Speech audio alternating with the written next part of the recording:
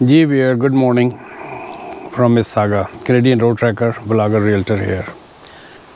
तो वियर मैंने काफ़ी वीडियोस डाली कनाडा यूएस कंपैरिजन पे, रेसिज्म पे।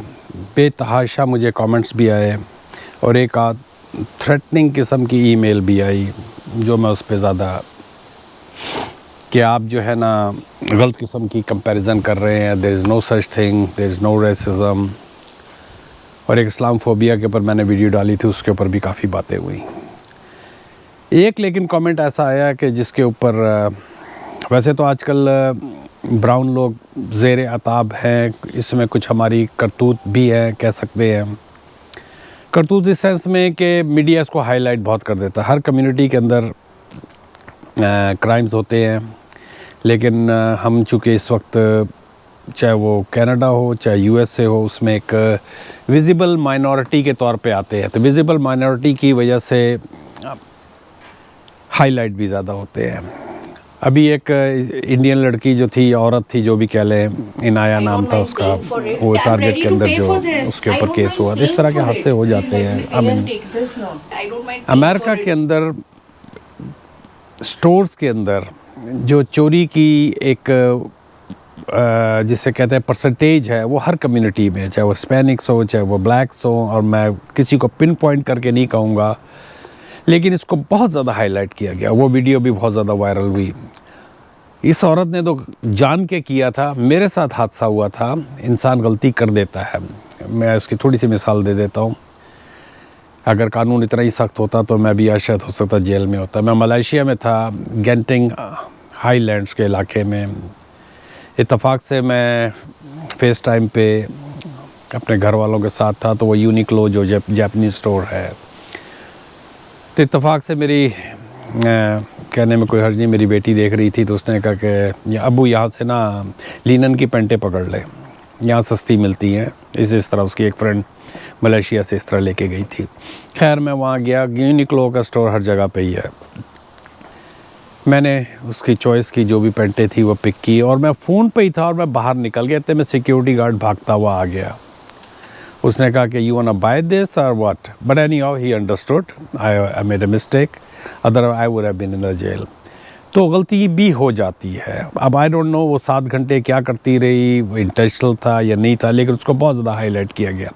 दूसरा हादसा अभी जो turn, and he came in India, I mean he came to United States 2018 में ही। और एक यू टर्न जो एमरजेंसी मोटरवे पे भी लाहौर में आप लोगों ने देखा होगा, और तमाम हाईवेज़ के ऊपर एमरजेंसी ट्रक्स से अगर हाईवे आ रही है और कोई आ रहा है, तो वो इतनी स्पीड पे क्यों था कि वो घुस गए। वो उसमें एक आध कोई टीनेजर नज़र आ रहा था, या यंग से अंडर 30, उन तीनों की डेथ हो गई। और वो केस जो है वो बहुत ज़्यादा हाईलाइट हुआ है। तो इसकी वजह से भी हम लोग जो है ना बहुत ज़्यादा ज़ेर अताब आए हुए हैं। और बहुत सारे जो ट्रक ड्राइवर्स हैं, उनके साथ इंग्लिश इश्यूज़ है और ये वो। लेकिन जिस कमेंट के ऊपर मैं बात करना चाहता हूँ, जिसके ऊपर मैं ये वीडियो बना रहा हूँ, ये बहुत ही अलार्मिंग किस्म का कमेंट है। और आजकल जो टिकटॉक वगैरह पे अगर आप जाते हैं और आपको जो वो नज़र आते हैं कमेंट्स वगैरह, और क्या इस तरह का है, तो ये एक अलार्मिंग काइंड ऑफ जो वीडियो बनाने का मकसद, अलार्मिंग काइंड ऑफ। अरे यार बारिश शुरू हो गई, मैं बड़े माहौल में बैठा हुआ था यहाँ पर। चले, जब तक बूंदाबांदी तेज़ नहीं होती, मैं I will finish this video. तो इन्होंने कहा है कि मेरी जो वीडियो थी US versus Canada, good comparison but there is a catch. और यार इतने बारिश तेज़ ही हो गई है। ये है जी हमारा कनाडा। हमारे मुझे अपने सनरूम में जाना चाहिए। Oh no, it's too fast. थोड़ा सा माहौल आगे पीछे होगा, but still I'll make a video. Once I started, I will make it. I'm sorry viewers.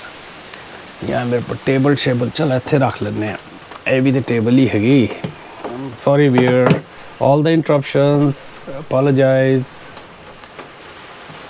अच्छा जी, इन्होंने कहा है जी good comparison but there is a catch. Canada is different from USA. Now in Canada you will mostly see Indians everywhere. तो बकौल उनके के there is good comparison, लेकिन देयर इज़ अ कैच। आप कनाडा में अगर आते हैं तो आपको इंडियन सभी जगह नज़र आते हैं। इस पे मैं 1 by 1 जो है ना पीछे थोड़ी सी आवाज़ होगी क्योंकि ये सन रूम टाइप का है, तमाम कार्बोनेटेड ग्लास से है तो उसकी आवाज़ आएगी। इससे पहले यहाँ पर चाइनीज़ थे। इंडिया की आबादी 1 अरब, आउट से 40 करोड़, 50 करोड़, 1.5 बिलियन के लोग हैं, तो ऑब्वियसली वो विजिबल नज़र आएंगे, क्योंकि जो भी हालात इस वक्त इंडिया के चल रहे हैं, ज़ाहिरन तो वो विश्वगुरु बनने जा रहा है, लेकिन लोग निकल रहे हैं वहाँ से। पोल्यूशन ऐसी है, गुर्बत वैसी है, 80 करोड़ आबादी जो 5 किलो चावल के ऊपर चल रही है। तो इंडियन गवर्नमेंट को भी इस पर बहुत सारा सोचना चाहिए कि इस तरह लोग क्यों निकल रहे हैं। तो इस वजह से ऑब्वियसली इंडियन नज़र आएंगे। और यहाँ पर एक पॉइंट है जिसके लिए मैं वीडियो बना रहा हूँ। भाई यूएसए में तो चले वो बॉर्डर क्रॉस के आ जाते हैं, लेकिन कनाडा के अंदर कैनेडियन गवर्नमेंट उनको अलाउ करती है तो वो आते हैं ना, उनको वीज़ा दिया जाता है तो वो आते हैं ना। अब ये कहना कि जो उनकी फ़ेक आइल्स होते हैं या फेक पेपर्स होते हैं, तो ये किसकी गलती है? सावधानी जो है, एहतियात किसको बरतनी चाहिए?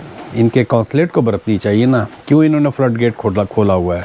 क्यों ये प्रॉपर चेकिंग नहीं करते? अभी पीछे एक साल के अंदर बहुत शोर मचा जस्टिन के जाने के बाद से, जो नई गवर्नमेंट आई है कि हम इस तरह करेंगे उस तरह करेंगे, लेकिन 2025 का अगर कोटा निकाले 3,95,000 इमिग्रेंट्स का था, and now they are expecting कि 4,25,000 या उससे भी ऊपर लोग आएंगे। तो ये कहते कुछ है करते कुछ है। तो blame goes to the Canadian government, not to us brown people. मैं अस इसलिए कह देता हूँ कि हम लोग उसी पट्टी के लोग हैं। तो इसमें गलती जो है कैनेडियन गवर्नमेंट की है, इसमें कैनेडियन गलती जो है इंडियंस की नहीं है। They are in food chains working in minimum wages. Obviously तमाम इमिग्रेंट्स जो है वो मिनिमम वेज पे ही काम करते हैं जब वो आते हैं। ऐसा नहीं होता कि जाते साथ ही वो CEO लग जाते हैं। If you go Niagara Falls and all Indians में be few white left there. बकौल इनके कि अगर आप नियाग्रा फॉल्स जाते हैं तो भाई जो ज़्यादा होंगे वही नज़र आएंगे ना। तमाम गोरे तो हर वक्त नियाग्रा फॉल में बैठे नहीं रहेंगे। नए इमिग्रेंट्स जब आते हैं तो कहाँ जाते हैं? नियाग्रा फॉल्स ही जाते हैं, या इस तरह के जो भी बीचेस वगैरह होते हैं। किसी को आए हुए 1 साल हुआ है, किसी को आए हुए 2 साल हुआ है, तो घूमने फिरने के लिए तो वो जाएंगे। Canada immigration system has been messed up by liberals and now Canada is even worse, look like third world. तो बकौल इनके के इनकी ही बात, ये अपनी ही बात को वो कर रहे हैं कि Canadian immigration system is messed up. Who messed that system up? Canadian government, not the Indian people, not the brown people, not the south Asian people. आपने सिस्टम ही ऐसा बनाया है जिसमें आपने फ्लड गेट खुला हुआ है, तो उसकी वजह से लोग आ रहे हैं। If you go Calgary, Northeast, all Indians, especially Punjabis, how this amount of Punjabis are Indians allowed by Canada? Again, the blame goes to the Canadian government. बकौल इनके कि ये सारे पंजाबी यहाँ पर क्या कैसे आ गए? Again, immigration system है। Even airport jobs are filled by cheap Indian labor.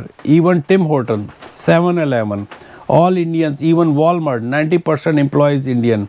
Look at trucking, 90% Indian working on lowest rates, even they destroy Canada trucking.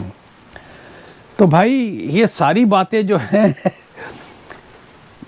या तो ये बहुत हार्ड वर्किंग है कि जो मैनेजमेंट इनको हायर करती है, या चीप लेबर। तो चीप लेबर से बरात अंडर द टेबल तो पेमेंट हो नहीं रही है, मिनिमम वेज पे ही काम करते हैं। तो जो लोकल मेन स्ट्रीम लोग हैं वो क्यों नहीं आगे आते हैं? क्यों नहीं वो जॉब्स अप्लाई करते? उनको क्यों नहीं जॉब मिलती? वो करना ही नहीं चाहते। मैं यहाँ पर यही कहूँगा कि वो करना ही नहीं चाहते इस तरह की जॉब्स।